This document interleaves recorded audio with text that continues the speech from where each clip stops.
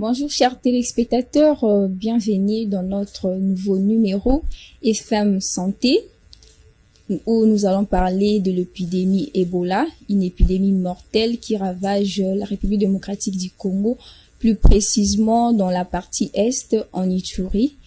Aujourd'hui, nous allons recevoir le docteur Clément Luzungu. Bonjour docteur. Bonjour madame Chancela. Comment vous allez? Oui, ça va bien. Très heureux d'être sur votre plateau de télévision en ce moment pour parler et dire à la population c'est quoi cette maladie que vous venez d'annoncer qui est bien sûr mortelle. Merci beaucoup. On a le plaisir de vous recevoir. Docteur, dites-nous d'abord, qui peut-on savoir du virus Ebola? Déjà, madame, ce que vous devez retenir sur cette maladie à virus Ebola, les gens doivent retenir que c'est une maladie virale. C'est causé par un virus. Alors, ce virus, c'est un virus très mortel il y a un réservoir. Alors, ces réservoirs naturels, ce sont souvent des animaux sauvages, dont les chauves-souris, de la famille des frugivores, donc les chauves-souris qui mangent beaucoup les fruits. Donc ce sont ces chauves-souris-là qui sont réservoirs naturels du virus Ebola. Alors, cette maladie a été découverte pour la première fois ici en RDC. C'était dans les années 1976. C'était dans la province de la Mongala actuellement, autour de la rivière qu'on appelle Ebola. C'est là où même on tire le nom des virus Ebola parce que ça a été découvert là-bas, au pourtour de cette rivière, dans la province de la Mongala. Donc, en gros, c'est une maladie virale causée par un virus dénommé Ebola parce qu'il est découvert pour la première fois autour de la rivière Ebola dans la province de la Mongala, localité Yamboukou, je pense, si j'ai une bonne mémoire. Ok, merci beaucoup. Vous pouvez nous dire quels sont principalement le caractère de cet virus? Comment le reconnaître?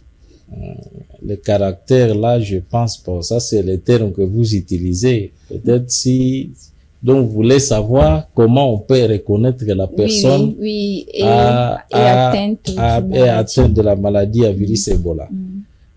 Donc, reconnaître comme ça, c'est pas facile. Là, vous voulez savoir les signes cliniques, c'est ça? Oui. Donc, en médecine, on parle des signes cliniques ou soit les symptômes qui nous montrent que cette personne souffre d'Ebola. Déjà, ce que vous devez savoir est que cette maladie, dans ces signes cliniques, au début, c'est un peu difficile de poser le diagnostic de la maladie. Parce que généralement, quand ça habite, d'abord, quand vous contactez ces virus, l'incubation, ce qu'on appelle donc le temps que le virus prend du temps à se développer pour que les signes apparaissent, cette incubation-là, d'une manière générale, c'est de 5 à 12 jours. Il y a aussi d'autres documents qui parlent de 4 à 21 jours. Donc, c'est le temps où le virus prend du temps dans l'organisme de se développer et après, les signes vont apparaître. Donc, au début, déjà, les signes cliniques se manifestent sous forme de la grippe. Donc, vous pouvez penser que vous êtes grippé dans les premiers temps, et puis il peut y avoir des fatigues, des douleurs musculaires, la fièvre, qui est souvent brutale, hein. C'est une fièvre brutale de 38 degrés Celsius, jusque là. Et puis, si on ne peut pas intervenir vite, peut-être on soigne ça sous forme de paludisme, paracétamol. Si vous n'êtes pas vigilant, pour que ces symptômes soient, qu'on puisse agir vite sur ces symptômes, à ce moment-là, la maladie passe à la vitesse supérieure. Il y aura maintenant des grands signes cliniques qui peuvent apparaître, dont l'hémorragie peut survenir. On peut avoir l'atteinte des autres organes vitaux de l'organisme, les foies, les reins, et puis l'hémorragie que j'ai parlé, ça peut, l'hémorragie, c'est interne et externe au même moment. Ok. Donc, ça, c'est le passage des signes graves et mortels de la maladie. Donc, au début, ça se manifeste simplement sous forme de la grippe, un peu de fatigue, douleur musculaire, fièvre. Et puis, si on n'a pas tiré attention de prendre ça rapidement en charge, à ce moment-là, ça bascule vers les autres signes qui peuvent atteindre différents organes vitaux de l'organisme. Okay. Dites-nous d'abord, essayez de nous expliquer, est-ce qu'on peut être contaminé par simple proximité si vous êtes trop attaché de la personne?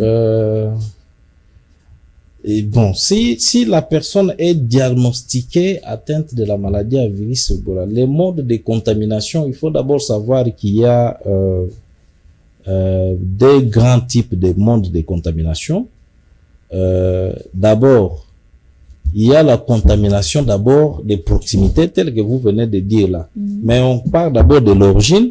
Comme nous avons les réservoirs, qui est les chauves-souris.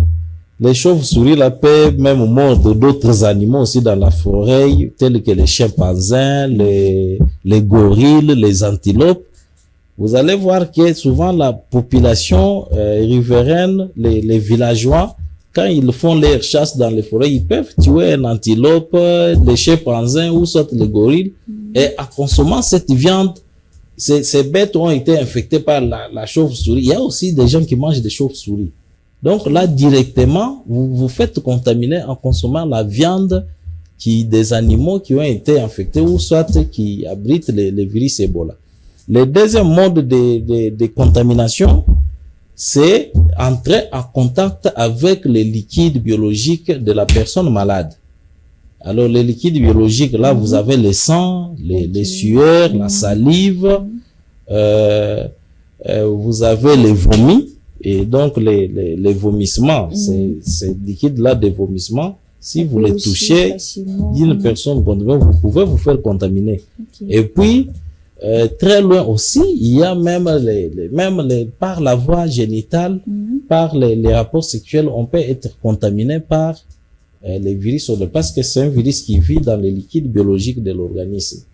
Donc ça, ce sont les deux grands modes de contamination. Soit vous entrez en contact, vous consommez la viande infectée, des chauves-souris, des antilopes, des gorilles, soit vous entrez en contact étroit avec les fluides ou soit les liquides de la personne infectée, dont le sang, les vomis, la salive, et puis les modes par contamination aussi par la voie sexuelle. Ok, merci beaucoup.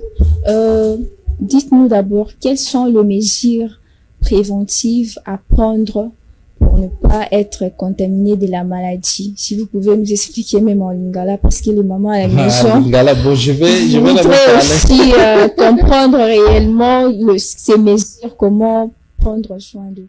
Ok, merci beaucoup. Je vais d'abord parler en français et puis je vais essayer un peu de dire quelque chose en lingala. Pour les mesures de prévention, souvent ce sont des mesures de prévention qu'on appelle individuelles. À part c'est que les corps médicaux ou soit les personnes de santé peuvent utiliser.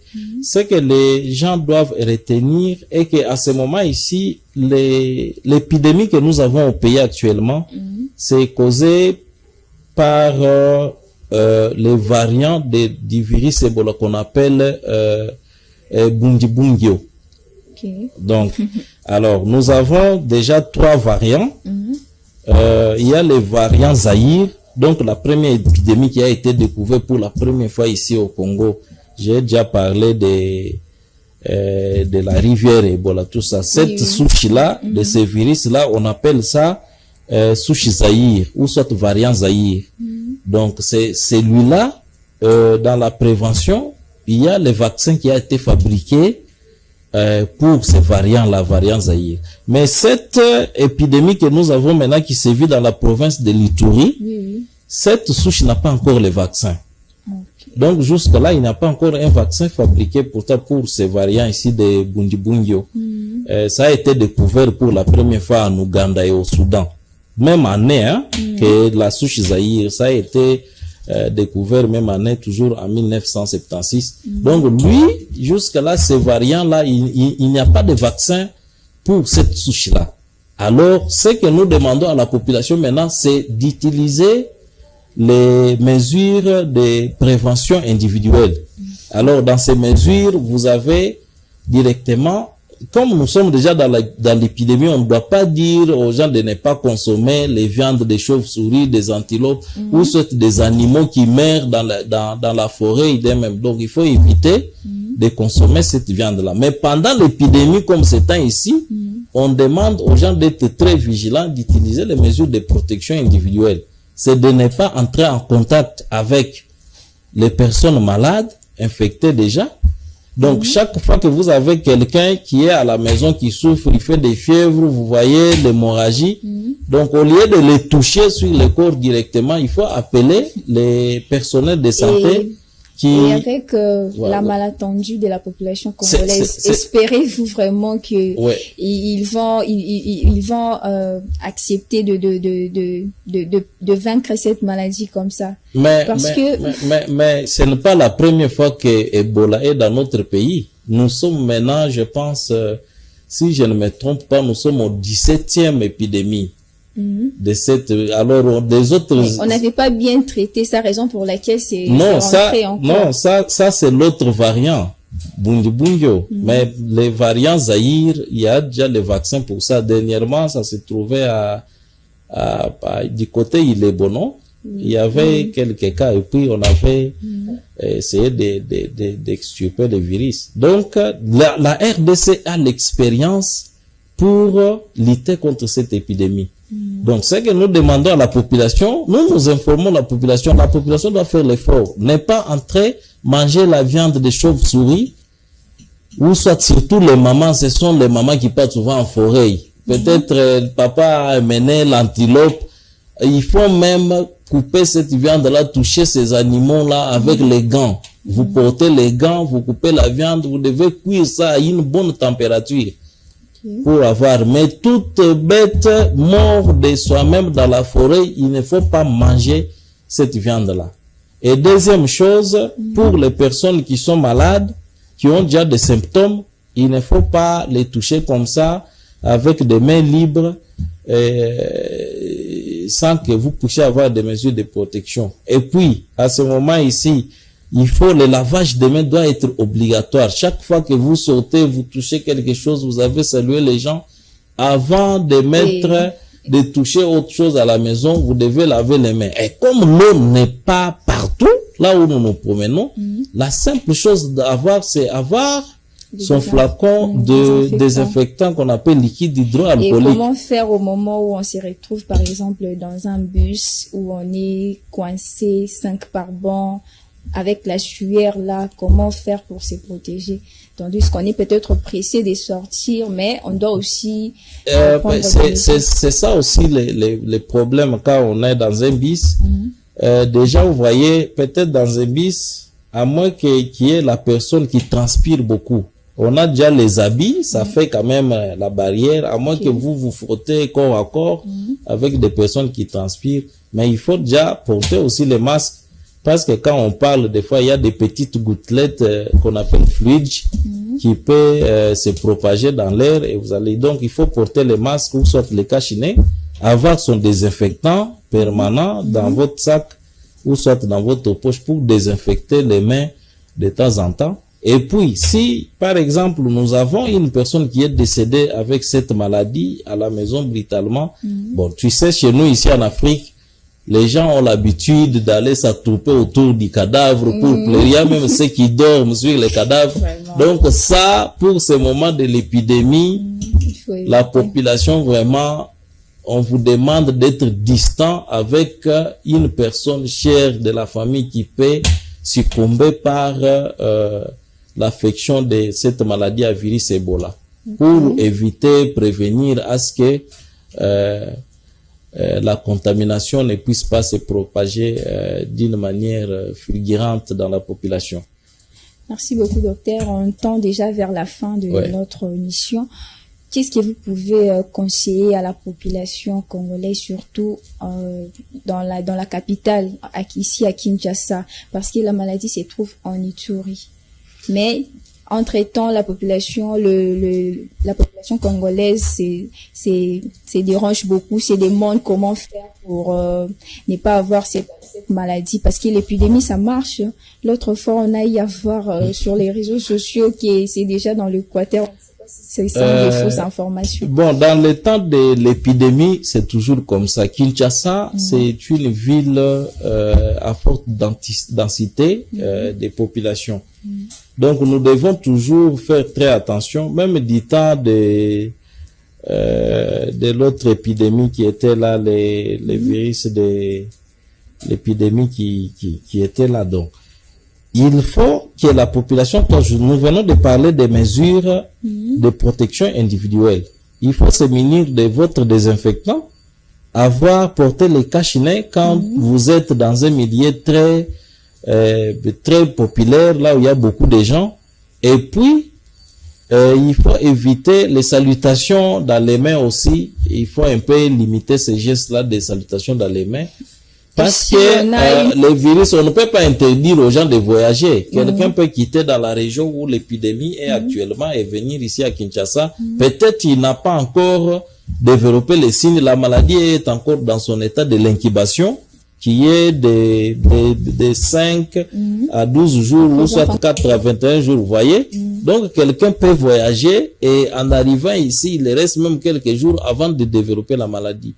D'où nous devons un peu avoir des limites dans nos gestes quotidiens que nous posons chaque jour, les salutations, être en public sans masque et puis ne pas laver les mains à tout moment. Donc, si déjà la population applique que ces mesures ici, ça fait déjà un moyen de prévention pour éviter la propagation de ces virus. Merci beaucoup, docteur. Votre dernier mot. Notre dernier mot, on n'a pas dit un mot sur les traitements, mais ça concerne beaucoup, ça c'était la prévention.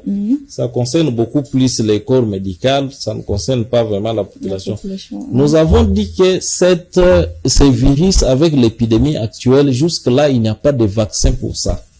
Alors, dans les hôpitaux, ou soit les corps soignants, ou soit les personnels de santé, ce qu'il faut faire maintenant, c'est juste de soutenir les malades en agissant sur les signes, les symptômes cliniques. Donc, en ce moment, si la personne tombe malade du virus Ebola, il va nous quitter. Il ne va pas nous quitter. Parce qu'il n'y a pas le traitement. Si on intervient rapidement sur les signes cliniques, surtout la réhydratation, et puis traiter les autres signes cliniques, la fièvre, les douleurs, tout ça, je pense que ça limite déjà à ce que les autres organes de l'organisme ne soient pas touchés, ce qui peut précipiter la personne. Mais souvent, dans les cas de l'épidémie, il y a toujours des gens morts. Et surtout que nous n'avons pas un vaccin, c'est pourquoi nous insistons beaucoup plus sur la mesure de prévention individuelle,